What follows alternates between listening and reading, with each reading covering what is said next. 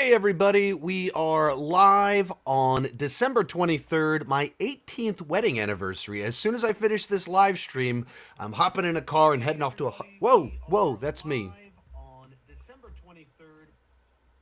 Whoa. Heading off on a date with my wife, but some news dropped that was just too big. I had to talk about it with you guys today because I know people want to know my thoughts on it. And tomorrow is Christmas Eve, and the day after that is Christmas, so had to do a quick little live stream here.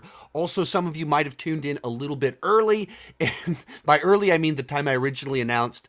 I was all prepped, ready to go, and then family thing turned it on its head, so starting 25 minutes late. All that said, we now know what Christopher Nolan's next film will be, and all the speculation, all the rumors could not have been further from the truth. Where there were rumors it was going to be a period piece vampire movie. There were rumors it was about like helicopter cops, something like that. There were all these rumors, but now we know what it actually will be. Christopher Nolan's next movie is going to be an adaptation of the Odyssey. This is not a rumor. This is not a leak. This is an official announcement of what he's got cooking. If you don't know what the Odyssey is, this is the epic poem from Homer, written 3,000 years ago. He did two of these big epics, the Iliad, which was kind of made into a movie about 20 years ago in a film called Troy. That's the one with the Trojan horse, all that stuff. And then the sequel to that is the Odyssey, which is about the trip back home that took a really, really long time. The Odyssey back home, you might say, for Odysseus. This, outside of the Bible, in Western culture, is the epic. This is the one. This is the quintessential epic story. And because the Iliad and the Odyssey are these tighter stories, they fit the concept of an epic in many ways better in this sort of storytelling than even the Bible. Obviously, I'm a person of faith, so I'm using strange language here, but this is the epic story. Christopher Nolan establishes himself as the epic director of our time. Best picture, best director, gets all the Oscars last year. How is he going to follow up his epic victory of film? Establishing he is the top working director today. It's not a vampire movie. It's not a helicopter movie. He will adapt the quintessential epic tale of Western antiquity, the Odyssey. That feels so perfectly Christopher Nolan that is the direction that he would choose to go as his follow-up. And even the way that he just keeps people guessing as to who, like, what is his next move, what is he interested in.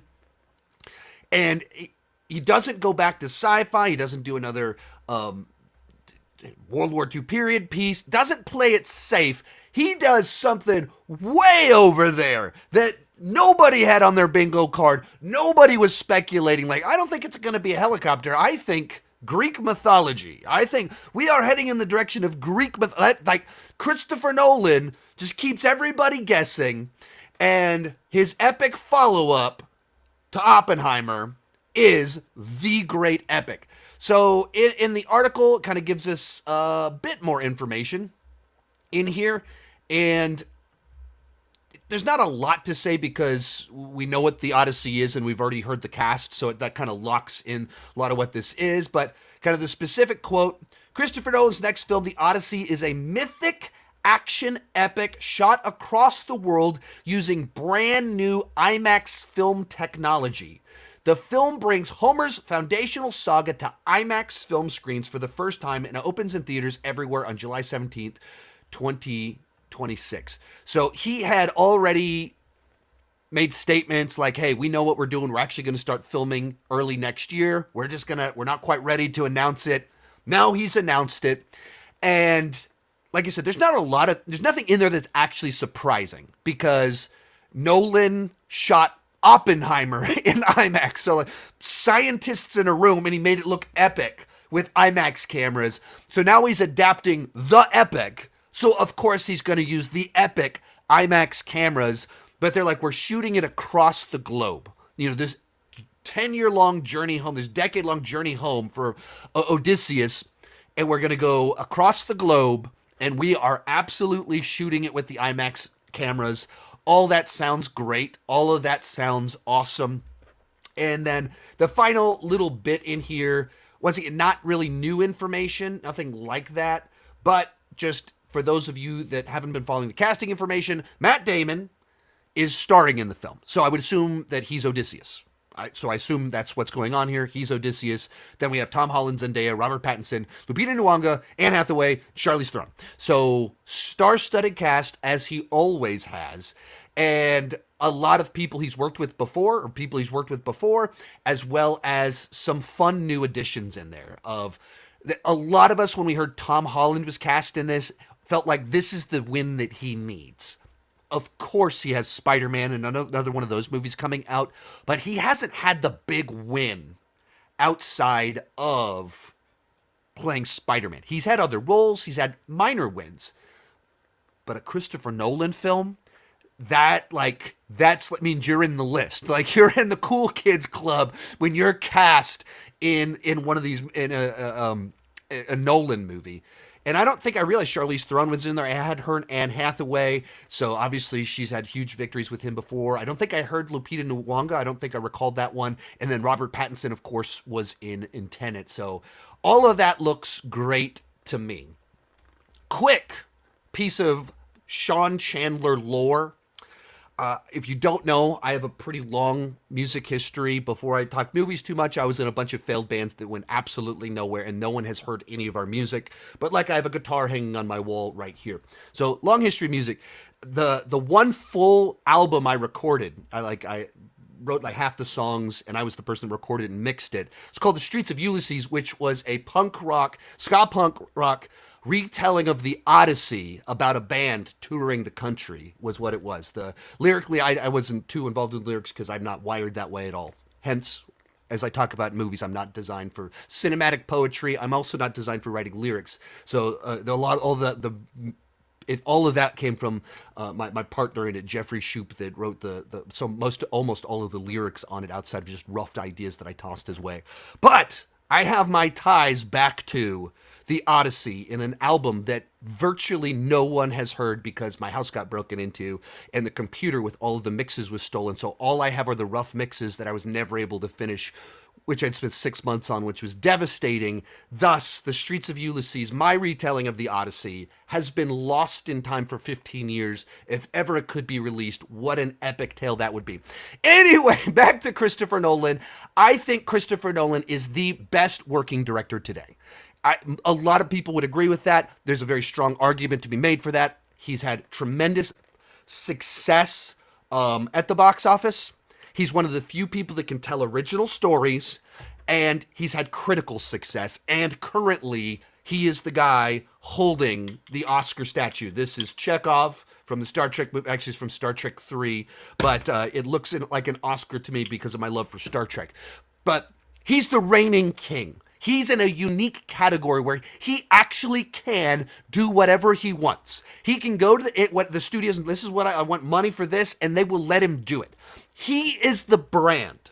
There are almost no other brand directors anymore. Spielberg, the legend, who do whatever he wanted for decades, his movies are not surefire hits anymore.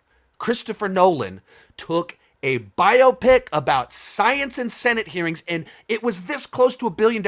And I think Universal's insane for not re-releasing Oppenheimer, so it could inch over $1 billion.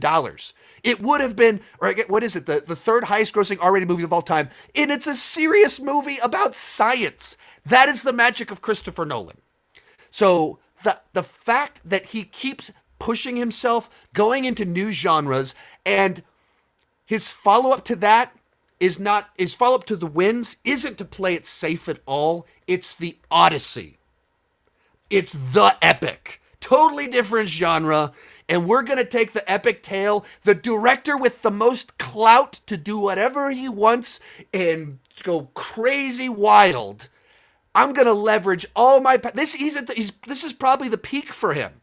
He's had the critical success, he's had the fanboy success, and now he has the Oscar statue. And he's going to use all of that clout on top of the world to do the Odyssey. That's awesome. And it's said in the description for it that it's a mythic action epic. Oh, that didn't work. Well, never mind that if it wants to be goofy when I try and highlight words. Mythic action epic. Like, we're going to get the weird in there. We're going to get the crazy in there from Christopher Nolan.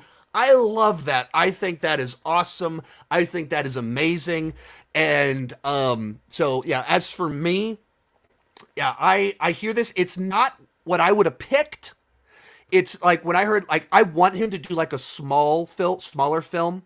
I want him to do, I love the idea of him doing a horror movie when there was rumors of him doing like a horror vampire period piece film. I loved that. But I also love the fact that Nolan is thinking on a different level than me. He's not doing the most obvious thing. He is going way over there and trying something totally different. I love that. That's what I want Nolan to do. I want him to take the fact that he's on top of the world and do something that no one else would be allowed to do. No one else would get the budget to do it. That's also what I want him to do. I kind of want to clone Nolan so that we can make our spiritual follow-up to Memento, and we can make that horror movie, and we get the Odyssey. Like, I want all of the Nolan things. I want his brain applied to everything, but his brain applied to epic Greek mythology. I am so on board. Sign me up. Sounds amazing. All right, I'm going to dive into the chat for a little bit, see what we have in there. I got to get going. It's my wedding anniversary, so we're off to date night very shortly. Like literally, whenever I'm done and my wife is all dressed up, we are heading out to date night. So if you want to send in a super chat just as a wedding or wedding anniversary present, I will appreciate it. I'll tackle a few questions real quick, and then I gotta go. Michael, supporter over on Patreon. One of the cool things about Patreon is I actually get to know people a little bit. Michael is one of those people that's in all the live streams and actually has been the person that has made timestamps on some of the ones on the main channel. Huge friend of the channel, huge supporter. Thank you so much. This stream shows how Nolan means more to Sean than his own anniversary. You're not...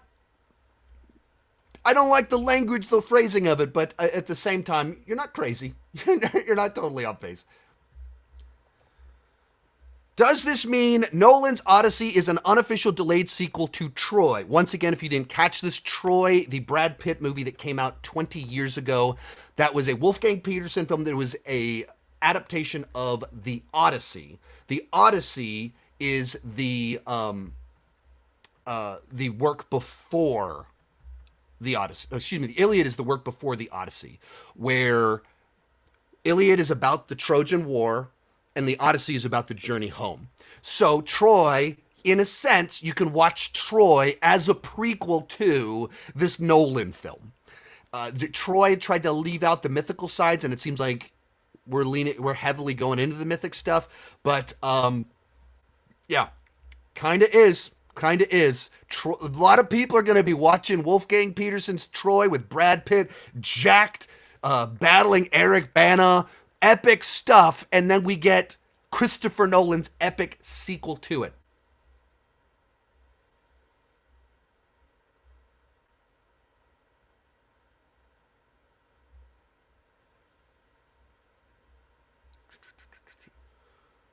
Scrolling through looking for questions about all of this.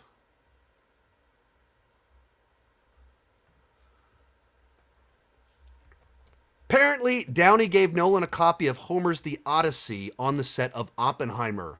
If that's true, that is such a fun little detail. Like, if that's the way this played out, that is so fun, and I love that. That's where you realize whatever Nolan's reading drives what he does next. So the book, the Nolan variations, Nolan variants. Variants. How many of them are? I don't know. That if you've seen my Nolan coverage, I quoted that and referenced that book very frequently. If you're a Nolan fan, you have to read this book or get it on Audible. You can listen to it for free at audibletrial.com/Sean Chandler. You can get a free audiobook. That's how I listened to it and notated it, and then bought a physical copy and wrote notes in it and stuff like that. But in it, he was talking about how he'd become. It was before he did Oppenheimer, and came out before he announced Oppenheimer. In the whole book, he was talking. He kept having references to his interest in Oppenheimer. So my good friend FilmSpeak Griffin was like, "I'm pretty sure his next movie is going to be about Oppenheimer," and then it was. So there's those little things where you can start to figure out how what's driving Nolan's thinking and where his interest is going. Sean lore. That's right. There's so much Chandler lore out there, little tales of my adventures before being on YouTube that need to start spreading more of the Sean Chandler cinematic reality. Super chat. Merry Christmas, Sean. Very much appreciated.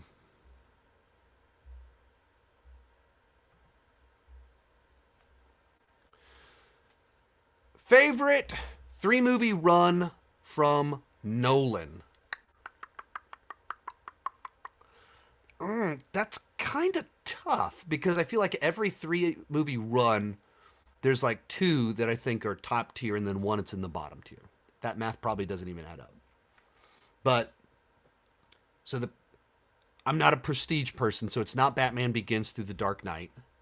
And Insomnia, I think is really good but underrated, so I don't think I would go Memento through Batman Begins. So then maybe you could go Inception, Dark Knight Rises.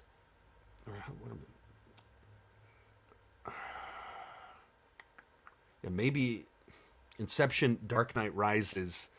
Well, maybe that. All right, yeah, Dark Knight, Inception, Dark Knight, Inception, Dark Knight Rises might be it. I'm very low on Dark Knight Rises, but then it's balanced out by the other 2 being the top 1, and I think they're all good. So it's not. I'm just down on Dark Knight Rises compared to others. And then if then Interstellar to. Yeah, I think that's what I would have to go with. I know that's a tough one.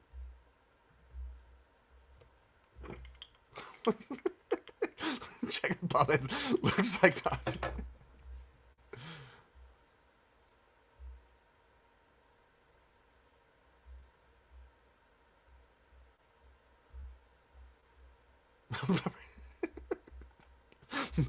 Barbius. Barbius. So this question: do you think Nolan will strip the Odyssey of all its literal magic? I don't think so, because if you like, the write up says, yeah, I can't. It doesn't want me to zoom in on stuff. Mythic action epic. So I don't think it's going to strip the magic away because they're like it's saying mythic epic. Mike with a super chat. Thank you so much. A happy anniversary and Merry Christmas, Sean. Thank you so much for the super chat. Thank you so much for the anniversary wishes and the Merry Christmas. Greatly appreciated. Also, if you like live streams, I do like 1.5 of these every week. It averages out to about 1.5 over the course of the year over on Patreon. So if you like these, I do them all the time. And like Disney Nerd right here, he's a deputized sheriff that's on almost all of those live streams. And I get to know people better because there's 20 people on the live stream, and so I can actually get to interact with you more and know your name, and you can ask all the questions you want. So all of it is fun. So consider joining over on Patreon. I'm gonna probably start don't sign up today. I'm gonna start a sale after Christmas on my end of the year videos. I think it'll be 25% off for new patrons if you do annual. So if you're gonna annual, wait a few days and you can save 25%.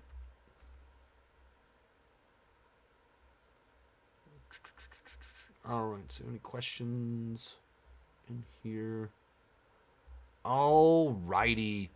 I think that's got everything in there. Quick one. Don't know too many. Did you watch Pushpa 2 yet? No, I have not. It's been life. Oh, the dog's at the door, breathing under the door, freaking me out a little bit. Haven't. Life's just been too busy.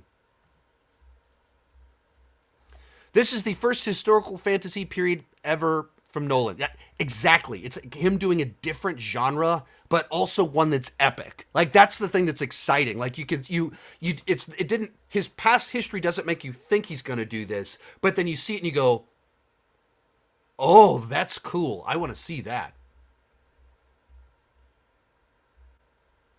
Alrighty, I think I gotta let you guys go. Um, I must head off to date night with my wife. It's my anniversary. Thank you guys so much for watching. If it wasn't Nolan, you weren't gonna get something like this today. But it's Nolan, so I had to do something about it because he's too big of a deal. Let me know your thoughts below. Keep talking movies and TV too much. Bye bye.